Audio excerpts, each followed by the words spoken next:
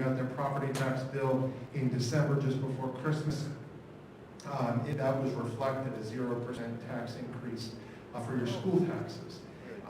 Hopefully, the budget process will yield the same type of good fortune for us in Hampton Bays over the next couple of months. So budget managers are at work with Larry. This is where Larry's pencil sharpener, you can hear it grounding all day long because he's sharpening and sharpening and sharpening down to how many more pencils we're going to buy next year. And enrollment helps drive that budget process. The COVID case tracker. So currently we have 205 students or staff currently on isolation or quarantine. You can see by this chart how we've just really sort of taken off, and into January we're at 197 cases. We had 160 cases, from September 1st to December 24th, and almost twice that since Christmas morning to today. So the Omicron surge is definitely real and being realized here in Hampton Bays, but we continue to remain open. We continue to follow the protocols as they change and evolve. We'll spend a little time on that tonight. And it takes the effort of everybody to do that. Most importantly, our students and our staff, and from everywhere in every corner of the building, from the classroom to the custodial office to the kitchen, on the buses, they get fired up at 6 a.m. in the morning before they hit the road. So it is a very intricate operation to manage these cases, and I'm grateful to work among so many people who are committed to doing the right thing, and understanding that with such evolving change to protocol and guidance, treat each other with respect and treat each other with a generosity of spirit, we call it, that it's complicated and it's confusing, and depending on what newspaper you read or what doctor you speak to, you might be getting different bits of information. So it's always great to ask a question, to understand that everybody's operating with the best sense of integrity, and that's how we get the right answers to give to families and to give to staff and students. So I'll start with just a quick update on vaccine and testing. The CDC continues to recommend that anybody eligible for a COVID vaccine gets vaccinated, and if you're eligible for a booster, you get boosted. So the eligibility for booster shots at this time is 12 and older, 6 months after you finish your vaccine series. It's vaccination continues to be at the discretion of the adult in supervision of the child and their medical provider. We do not encourage a decision one way or another beyond encouraging everybody to consider this question with their doctor and make the decision that is right for their family. We will continue to host vaccine pods, and I have made that very clear when asked. We will continue to do that because home court advantage matters to those who want to get a vaccine for themselves or for their children.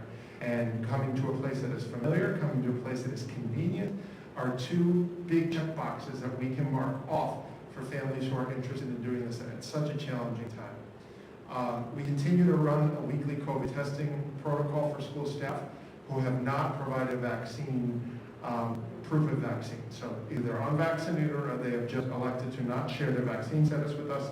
It doesn't matter.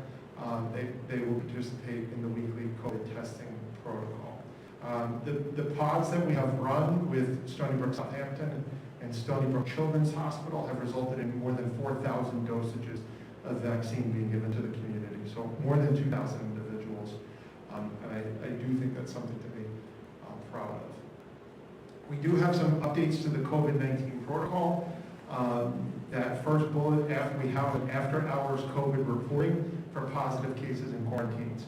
Up until last month, it was done by email, it was done by a phone call to the nurse, and it was manageable. We were managing a case or two a day, but with this surge, you click the red scrolling link on the top of our webpage when you log on. It's also on, we have posted it to social media in the past as well, but it's an opportunity at any time for anybody to input a quarantine or a positive case or even a negative test result, because negative test results are important too, right?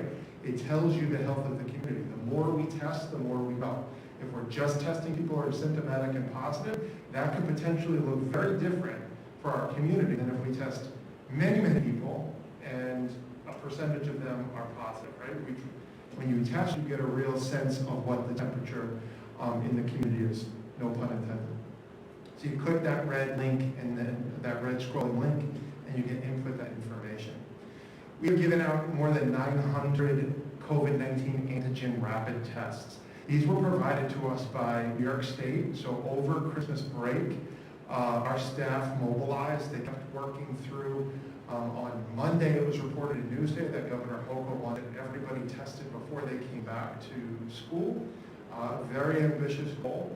By Tuesday, it was clear that the supply chain could threaten that goal, where planes were not arriving in New York State with tests until Thursday night.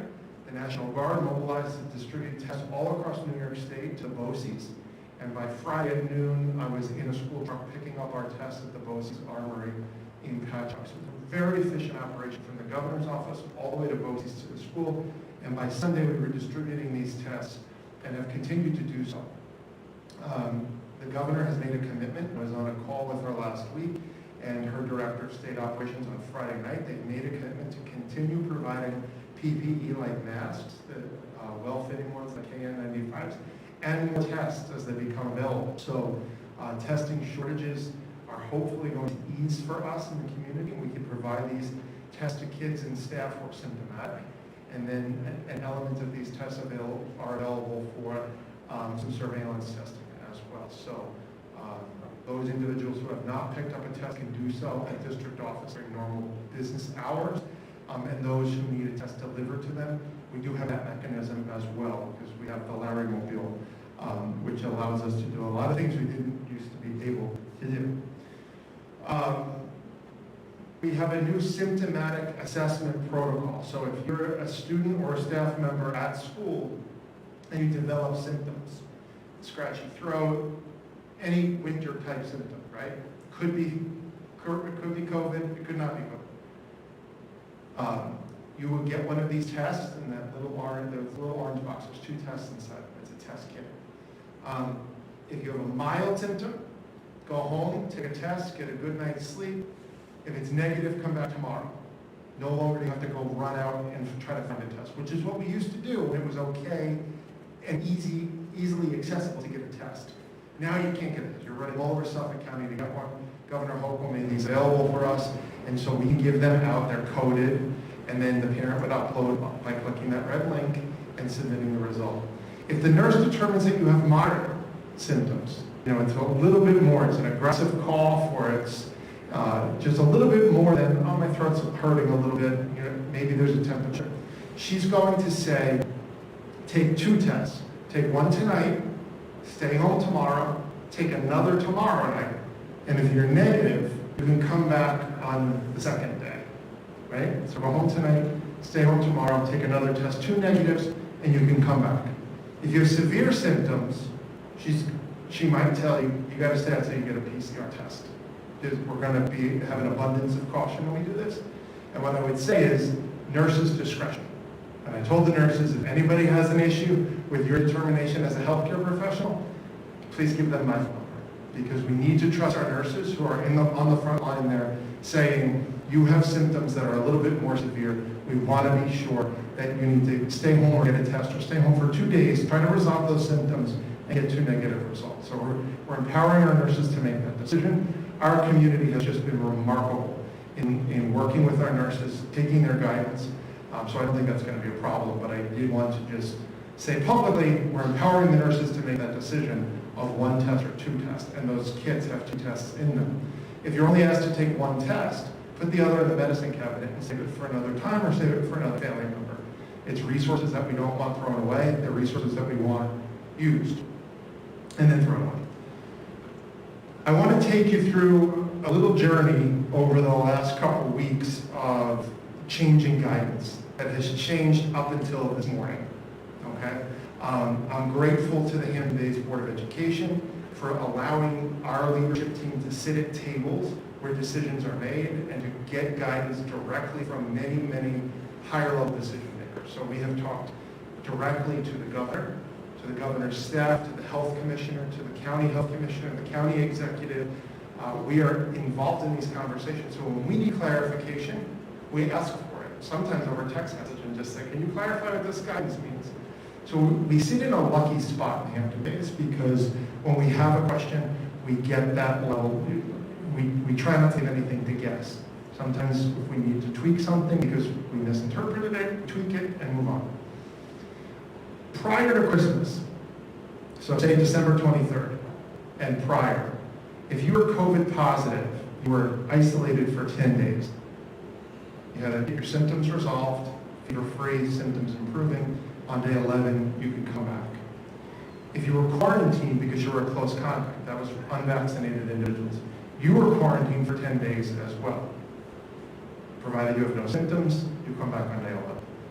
On December 24th, the New York State Health Department put out right at Christmas Eve, so everybody's head down and get that document that says, oh, by the way, we're going to change the guidance a little bit.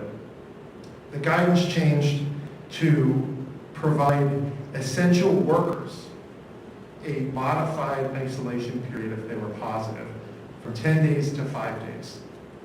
So that was, as Omicron was really starting to surge in New York State, essential businesses like schools and healthcare facilities, grocery stores, airlines, we're starting to see some significant staffing shortages. So the CDC and New York State, the CDC had said, we can consider shortening the time frame. New York State said, we're going to do just for essential workers. Christmas Eve, Christmas Day, day after Christmas. Monday, December 27th, the CDC decides to change the guidance nationally to everybody can enjoy a 5-day isolation period if they're positive. And on day 6, if symptoms are resolved, they can come back to work or school. Regardless of what industry you're in, regardless of whether you're a student or a staff member or adult, a grocery worker, a bartender, a lawyer, whatever.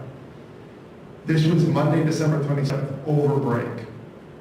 So doctors started diagnosing their patients with COVID and giving them this information because the CDC spoke right to the medical community. So there's still a little bit of confusion because the CDC gives guidance, but we follow the authority of New York State Department of Health and Suffolk County Department of Health Services. That's New York State law. So it was through Christmas break where we were still operating under the essential worker shortened period.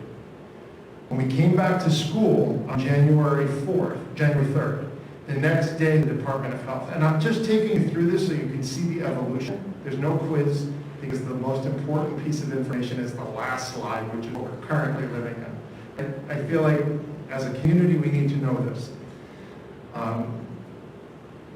January 4th, the Department of Health puts out another advisory adopting the CDC's guidelines from December 27th. So they said, okay, throw out December 24th, and it says it right on the document. This new document supersedes December 24th. Now we're going to amend the quarantine and isolation period from 10 to 5 for everybody, provided you meet certain circumstances. If you can check those boxes, on day 6 you can come back. Day 1 through 5, isolate at home. On day 6, if you're fever-free and any other symptoms you have are improving, you can come back. And the two most important symptoms that, other than fever, that the health department is concerned about is a runny nose and what they call a disruptive cough or productive cough. If those two things are present, you got to stay home. Okay? And then to wear a well-fitting mask around others for 5 additional days to get us to what was once the original 10 days. Now remember, the original 10 days was really original 14 days early on. So the pandemic has progressed. You'll see my valve in a little while because we continue to evolve, we continue to progress. Close contacts, if you were vaccinated and boosted, you didn't have to quarantine. If you were unvaccinated or unboosted, you did have to quarantine if you were a close contact for 5 days. This superseded everything that was before it. This is the new rules of the road. A couple days later, Suffolk County adopts that. Thursday, January 6th, Suffolk County adopts that. By Friday, after we're done shoveling snow, we start to discuss with New York State that there's an unintended consequence here that they may not realize in that previously vaccinated individuals were not close contacts because they were vaccinated.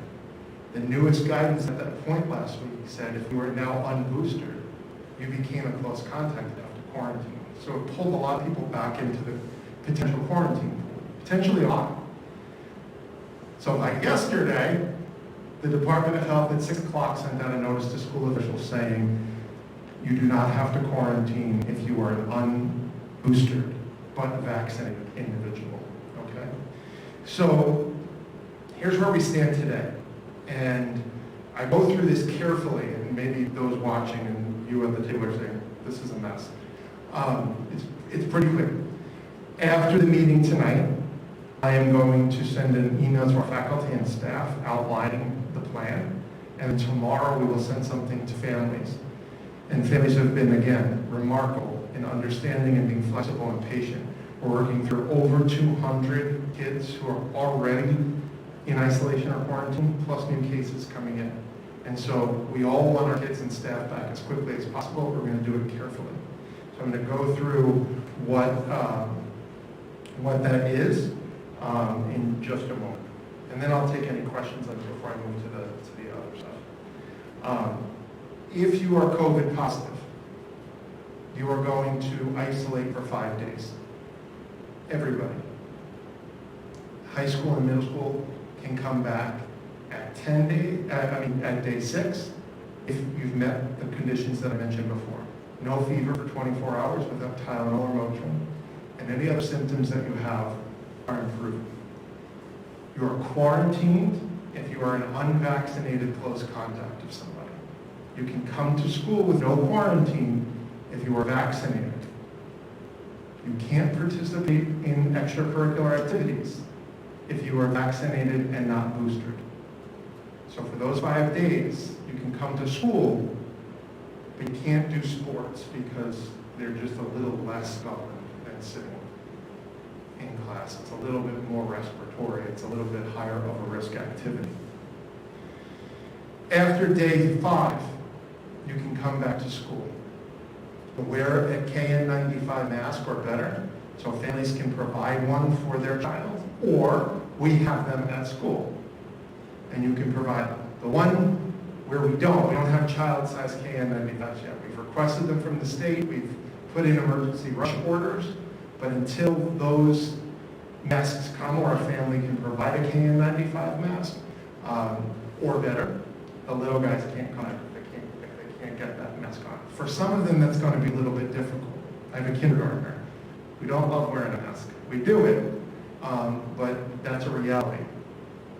But you got to wear that well-fitting mask in order to be back in school on day 6. At the elementary school, because we've operated with the valve, there's the valve. At the elementary school, we're going to take a more methodical and careful approach to this. And right now, we're going to maintain the 10-day quarantine and isolation period until we can assure we have a better inventory of KN95 masks child-sized for our little faces, and to ensure that we can meet all of our distance requirements. So Hampton-Bays Elementary School has a high enrollment and is the smallest building. So there's a lot of little people around in there. And we want to make sure that we distance as much as possible. So when guidelines change like that, sometimes we can't go like that and make it happen the next day. So we're going to, just like we've done since 2020, carefully, methodically do this to make sure that the top priority is safety and health of staff and students, okay? Then we'll get them back in as quickly as possible. We're going to communicate this to families. It's confusing. I can talk my Christine hears it all day. I can talk myself into being confused and then clear and then confused again. And I'm the only one in my office. And I'm just confused myself. So we ask questions, we continually seek clarification. And so I get calls from staff members and I get calls from families and say, I'm sorry, I just have another question. Drop the sorry, because this is technical. It's very detailed and it's very case by case. And so the administrators that are here are living and breathing this, and we'll just work through every case and go through one at a time very carefully. Okay, we're not on the edge of a cliff here, so it's not life or death. We're going to do it very carefully to make sure, number one, those who are sick or exposed have ready access to being isolated and good medical care. Okay, number one, health is first. Then we figure out how quickly can we get you back in class, And if we can't get you back in class right away, Mr. Carlson's going to talk for a minute about the quarantine instruction and access to the continuity of learning that we have in place. I love our model. I think it's very responsive and flexible for kids, but we're going to do that together. How quickly can we get you back safely? And if we can't do it quickly, we're going to do it at the time it takes. It might take a little bit longer. And in the meantime, we're going to support you to make sure that there's no academic holes here. So we'll communicate to families tomorrow that you'll need a KN95 mask in the building. We have additional test kits if individuals want test kits to surveil and make sure people stay negative. And we'll bring kids back and staff on day 6 when they meet those criteria. At the elementary school, we're going to maintain at 10 for the time being. By the end of the week, by next week, soon after, we might be able to open that valve more carefully. Okay, so we're going to do that carefully. Patience is mandatory because there's a lot of conflicting information out there. When it runs through the filters of people's interpretation, it starts to look different, right? My doctor said this, but my neighbor said that, but that school's doing this, and I saw this on TV. We're going to have to go to the source, and that's the district, and we'll work through each case one at a time. Before I turn it to Mr. Carlson to go over the continuity of instruction, any questions on the protocol map I've just walkabout that I've taken you on? Mr. Johnson? When it says the fever-free, it should include in writing about reducing medication, so I see it in writing. Yes. Yep. So we'll make sure that that letter says fever-free without fever reducers like Tylenol and Motrin. Mr. Johnson? On day 5, you can still test positive. That's why we don't test to come out. That's a great group. So those who might not have heard it, on day 5 you can still test positive. Potentially for 90 days you can still test positive. So the CDC and the Department of Health guidelines is that we do not test again because symptom resolution and fever-free is the indication that your contagious period is over.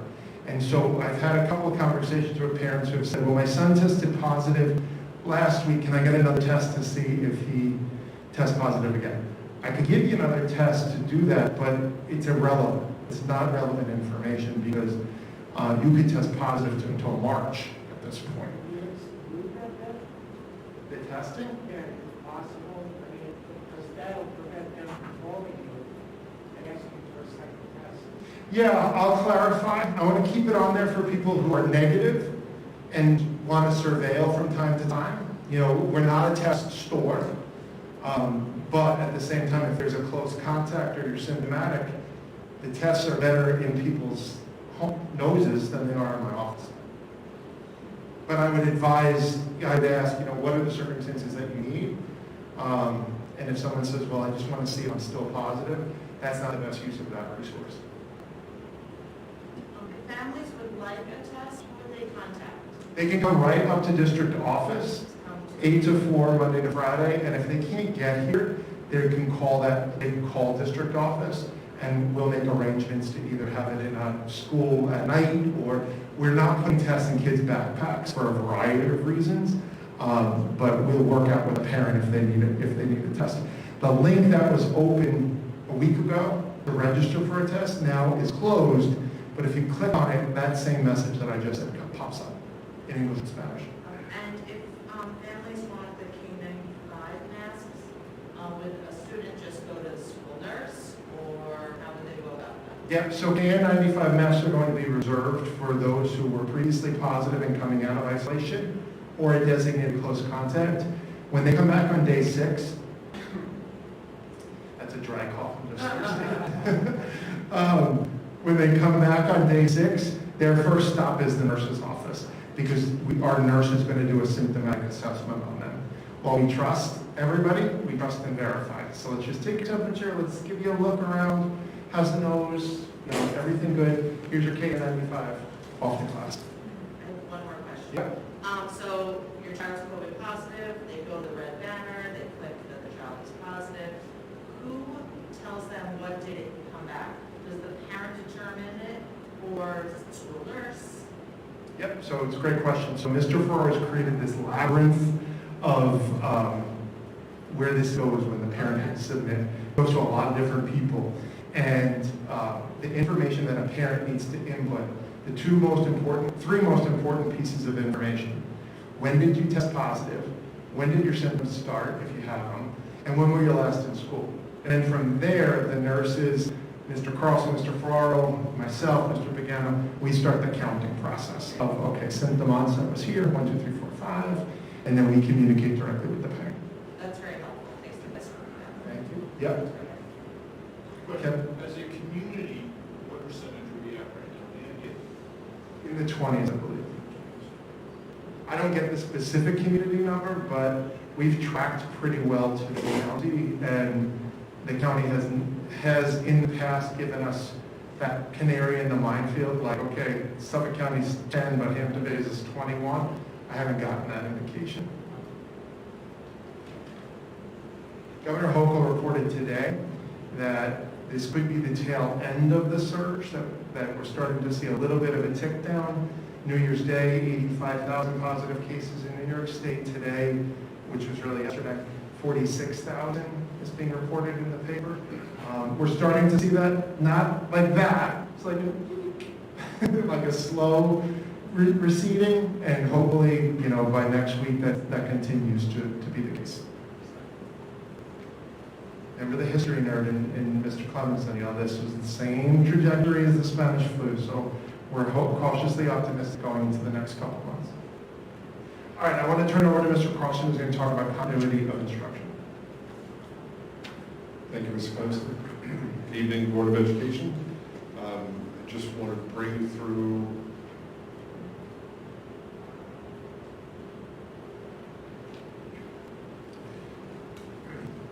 with the surge we've seen. We just want to remind parents and students that if you are quarantined for the elementary school, it's 2 sessions a day, 45 minutes in the morning, 45 minutes in the afternoon. Concentration on math and ELA with a session of art once per week. Grades 5 and 6 have an hour and a half in the afternoons each day, again with a session of art once per week. And then grades 7 through 12, due to the variety of classes and also the rigor as well, students 7 through 12 have access to live stream lessons throughout the day following their schedule. I want to thank our teachers, not only those in the class, but also those that support this remote instruction. They've done a phenomenal job since the beginning, but especially throughout this year. We're proud of the system that we've developed.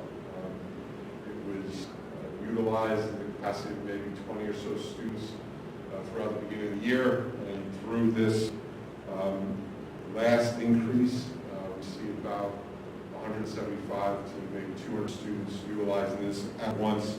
So the system has continued to work even with the dramatic increase that we've seen since coming back from the break. One of the changes that we did do is that we made our online office hours that are open to students 7 through 12, which gives them access to core instruction support 2 hours a week. We have now given that access to all students 7 through 12, no matter whether or not you are quarantined. We did this for 2 reasons. It's been difficult to navigate in what situation you're in on any given day, so we want students to have continuity of education and support and access to that support. But we've also done this because we wanted to increase equity among all students and give them access to a teacher at home, no matter what situation they're in. So if a child is in need of support, they can go to our website, which you'll see 3 links: office hours for middle school, 7th and 8th graders, office hours for the high school students. There's a Google Meet link, as well as a schedule in which to follow, so if a student has a question at all in regard to a project or homework, that they can access those individuals throughout the week, Monday through Thursday. In addition, reached out to our Hampton Bay Library. We thank Vicki Yerbelis, who was part of the teen program there, for heading us in the direction and introducing us to BrainFuse. BrainFuse is a Suffolk County library service that if you have a library card, you can access tutoring every day of the week from 2 p.m. to 11 p.m. That's in both Spanish and English. The child just makes a request as to what is their preference. And I'll give them access not only to core instruction support, but also writing labs and foreign language support as well. So we continue to bend as much as possible and make sure that we're here to support kids no matter what situation they're in. So, thank you very much. I have a question if you approve.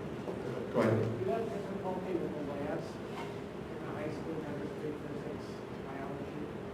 How do they do a lab, or sometimes you work with teams, or? So what we've done since last year is we've invested in a virtual program to refer to as Gizmos. So what it allows, and New York State has made this complaint in regard to counting lab hours, is that you can have virtual lab hours. So we invested in that program last year, we continue to use it this year. So if and when a teacher would have manipulated a certain station, they can now do that online with students. So if a student that is meeting virtually, that's an option too.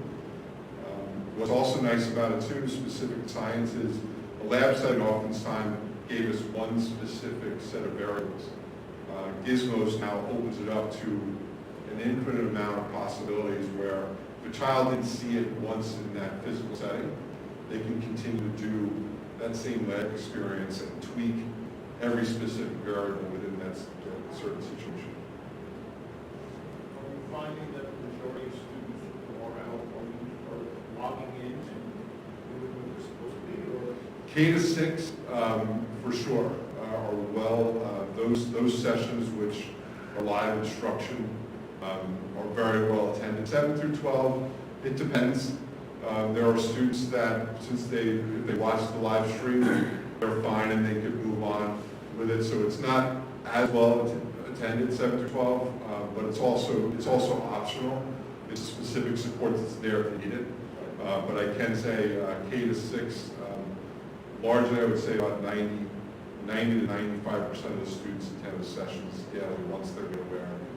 And students are made aware within, I would say, 6 to 12 hours of those live sessions by a specific email to their parents.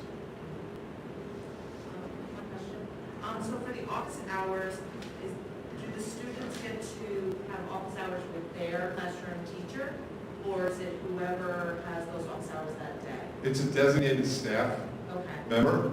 They're certified in that area. May not be their specific teacher, but it's one per subject. And then in the science, what we did is we don't just have one science teacher. We have a science teacher for each one of the subjects: physics, chemistry, biology, and earth science. And they can find that information on the student scroll down? So if you visit our website, Yes. you go to For Students at the bottom of that menu, you'll see the access to both of these schedules as well as the brain fuse link. Thank you. Are you going to send that out with the updates to the protocols? Will we send that out to parents for maybe just as a reminder for everyone? Just all the information. The office hours have gone out on Monday, but we can send it out again, as well as some of the supporting material for brain fuse as well. Yes. Thank you.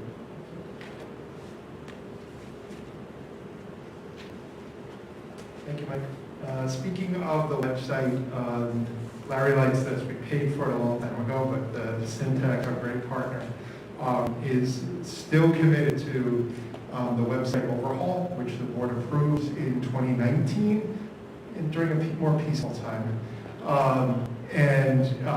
Eric and I have been working with Syntax, and they let us know yesterday that it's headed off to the programmers now. So an exciting new website, user-friendly, very interactive, and it's not free because we paid for it already, but we're not paying more for it. So that should be coming in the next month or so. So we're excited about that.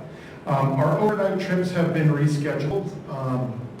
Those parents have known about that for a while. Grade 12 to Woodlock Pines, grade 8 to Frost Valley. Both were scheduled to take place this month. We moved them to March, but that asterisk still lives on all of that. If we can go in March, we'll go in March. If not, we're going to have to make that difficult decision. Activities inside the buildings are still to our ability to do so. The Hospitality Academy at Hampton Bays that I had presented on last month was supposed to start with an open house this month with classes to start in early March. The planning team, which included folks from Canoe Place Inn and Cottages and Main Street Hospitality and the district, made the decision right before Christmas break to push that off into the end of March and beginning of April. Hopefully, again, this surge will have subsided and we can get into this work in a more focused way. And then this, I'm just going to keep this bullet point on slides moving forward from now. Anonymous social media posts in school safety, we have reported. We also have many, many places where kids can report things that they see. Sometimes kids aren't making the best decision when they're putting things on social media. So we dusted this off now that we're back full time with everybody. Reported is a very important tool for all of us. That's tonight's report in a record time. I don't think so. Thank you, everyone. Thank you. Thank you, Ross. Okay. We will move on to a consent agenda from 4A to 4E if there are no questions. Need a motion? Motion? Need a second? Second. All in favor? Aye. Motion passes. We will do 5A and 5H. Again, if there's no questions, I need a motion. I need a second. Second. All in favor? Aye. Motion passes. 6A is alone. Curricular, any questions? If not, need a motion? Motion. Need a second? All in favor? Aye. Motion passes. Public comment. Persons may address the Board of Education on any matters of interest or concern. The Board President will recognize all speakers. Time limits may be imposed based upon the need to be public. Do that. So with that, I need a motion to adjourn the meeting. I need a second. Okay, all in favor? Aye. Motion passed. The meeting is adjourned. Thank you all. Stay safe, stay warm.